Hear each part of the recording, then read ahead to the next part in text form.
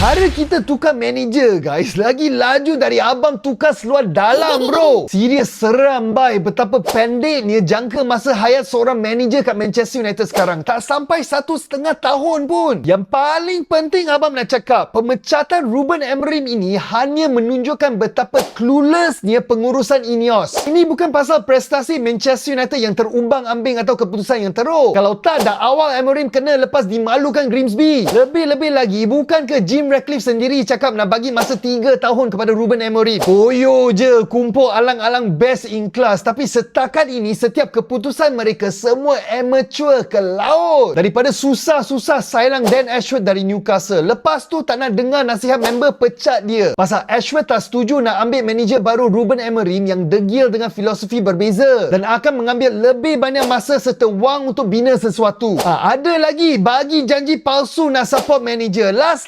U-turn, suruh manager tukar taktikal pula. Dan jangan cakap tak ada duit pasal hari tu kita baru saja nak beli Semenyo dengan harga 65 juta. Apa yang Ineos nak ialah head coach lemah yang tak ada pendirian, tak ada visi, hanya satu patung.